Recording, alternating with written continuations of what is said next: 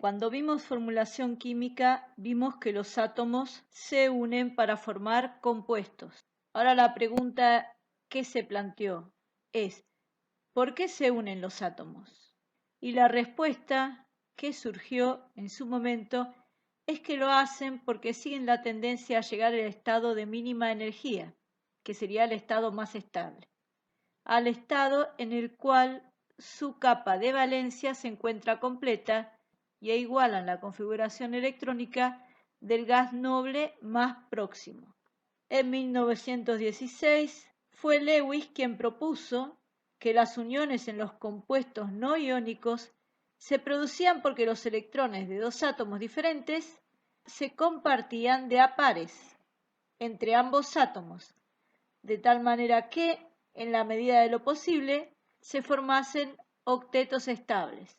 Existen una serie de reglas para realizar la formulación de las estructuras de Lewis. La primera regla: deben indicarse todos los electrones de valencia. El número total de estos electrones es igual a la suma de los electrones con que cada átomo contribuye, sumándosele o restándosele otro número para justificar cualquier cambio iónico. Por ejemplo, para el compuesto metano, las contribuciones atómicas son 4 electrones en la capa de valencia para el carbono, más 4 por 1 cada electrón en la capa de valencia del hidrógeno. Hasta aquí serían 8 electrones de valencia en total. No se le restan cargas catiónicas ni se le suman cargas aniónicas. El número total de electrones de valencia es 8. Sin embargo, por ejemplo, para el catión oxonio o hidronio, las contribuciones atómicas son 6 electrones en la capa de valencia para el oxígeno, más 3 por 1 por cada uno de los electrones en la capa de valencia del hidrógeno. Esto daría un total de 9 electrones, a los cuales se le debe restar las cargas catiónicas. En este caso es una carga catiónica. 9 menos 1, 8, y es el número total de electrones de valencia. Cada elemento debe tener un octete completo en la medida de lo posible. Son excepciones el hidrógeno, que tiene su capa completa con 2 electrones, y los elementos por debajo del primer período, como el azufre y el fósforo, que pueden alojar más de 8 electrones de valencia en ciertas circunstancias. A esto se lo denomina expansión de octete. La asignación de cargas formales se llevará a cabo al dividir equitativamente entre los átomos enlazados cada par de electrones de enlace. El número de electrones que pertenece de esta manera a cada átomo se compara con el átomo neutro y se le asigna así la carga positiva o negativa apropiada. Los pares de electrones libres pertenecen solamente a un átomo. Utilizando el mismo tipo de diagrama de las estructuras de Lewis, podemos pasar a un tipo de estructuras que es muy utilizada en química orgánica y son las estructuras de Kekulé.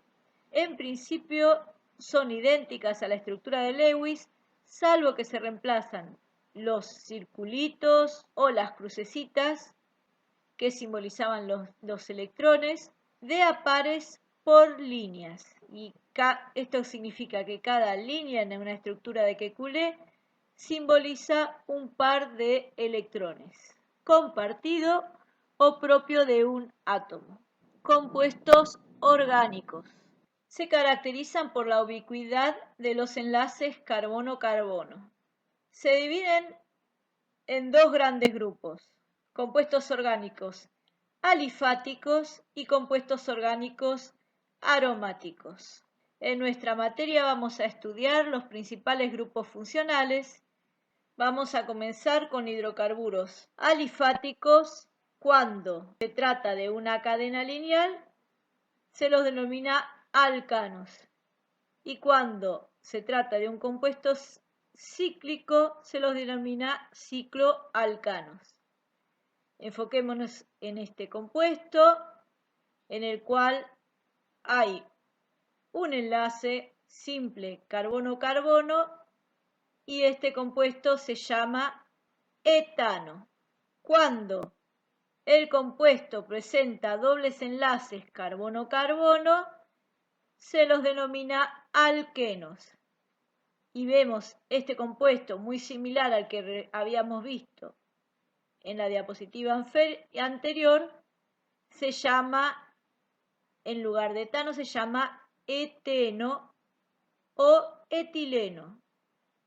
Cuando existe triple enlace carbono-carbono, se los denomina alquinos. Y este compuesto, que sería similar a los anteriores de los que habíamos hablado, se denomina etino o acetileno. Los alcoholes se caracterizan por la presencia del grupo OH. Este es el grupo alcohol. Este es el metanol. Este es el isobutanol. Cuando existe una unión entre los carbonos mediada por un oxígeno, los compuestos se denominan éteres. Cuando en un carbono terminal existe un doble enlace carbono-oxígeno y el otro radical unido al carbono es un hidrógeno, se trata de un aldehído. Cuando existe un doble enlace carbono-oxígeno, pero los radicales unidos a ese carbono que posee el doble enlace, en ambos casos son carbono con otros elementos, se denominan cetonas. Cuando existe un doble enlace a oxígeno y por otro lado un enlace oxígeno-hidrógeno, este grupo se denomina carboxilato y es un grupo ácido dado que este oxígeno con pares de enlaces libres tiende a atraer las cargas, por lo cual el hidrógeno unido al oxígeno cede gran parte de sus electrones para que el oxígeno lo pueda compartir en un efecto de resonancia, por lo cual este hidrógeno es ácido. Y estos compuestos se denominan ácidos carboxílicos.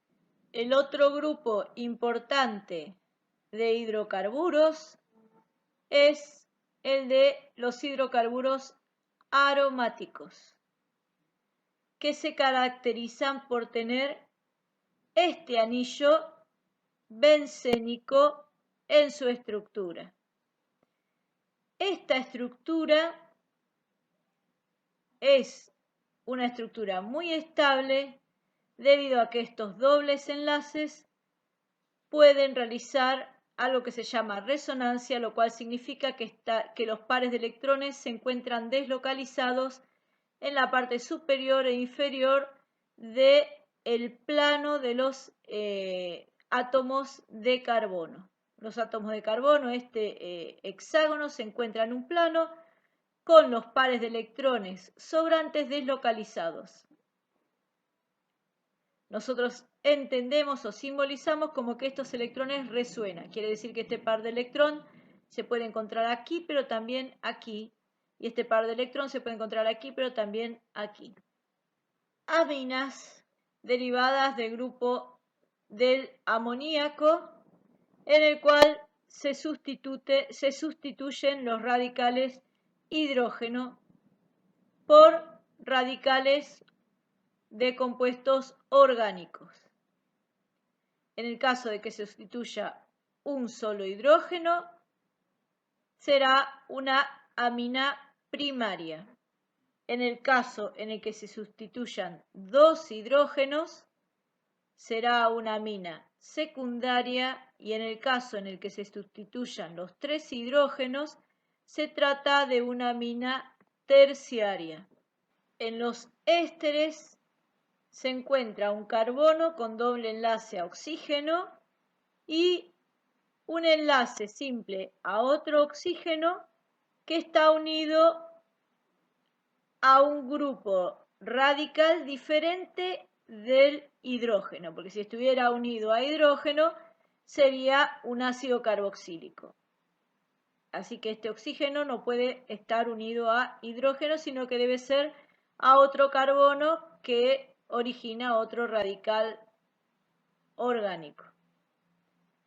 En el caso de las amidas, es un carbono con doble enlace a oxígeno unido a un radical R cualquiera, que se encuentra unido a un nitrógeno que puede tener radicales diferentes o iguales de hidrógeno.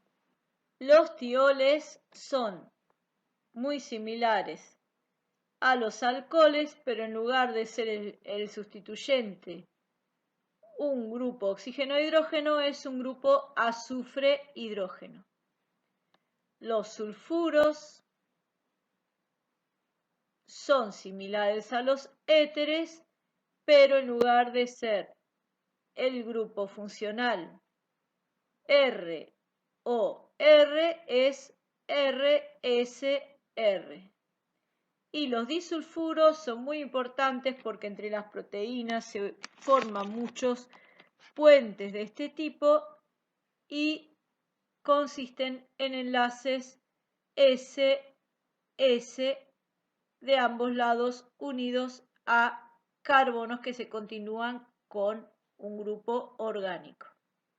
Y aquí tenemos otros